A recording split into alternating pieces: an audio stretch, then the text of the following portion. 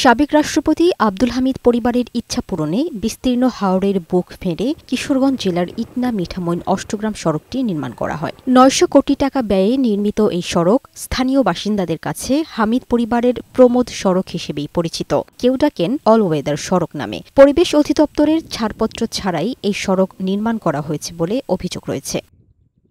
সড়ক পরিবহন ও সেতু মন্ত্রণালয় সূত্র জানিয়েছে, এই সড়কে প্রতিদিন ২৬,০০০ যানবাহন চলাচল করবে, আর টোল বাবদ আদায় হবে পদ্মা সেতুর চেয়েও বেশি। প্রকল্প প্রস্তাবনায় এমন ধারণা দেয়া হলেও ফলাফল সম্পূর্ণ উল্টো। সড়ক নির্মাণের ফলে হাওরের জীববৈচিত্র্য, মৎস্য সম্পদ ও জলজ উদ্ভিদের মারাত্মক ক্ষতি হচ্ছে বলে অভিযোগ স্থানীয়দের।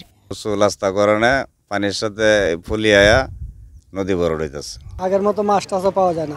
যে কারণে বড় হয়েছে এটি সংস্কার করে দিলে নদী আবার চলমান হইব। পরিবেশবিদদের মতে, এই সড়ক নির্মাণের ফলে হাওরের পানির স্বাভাবিক প্রবাহ বাধাগ্রস্ত হচ্ছে, যা কৃষি ও জীববৈচিত্র্যের উপর নেতিবাচক প্রভাব ফেলছে।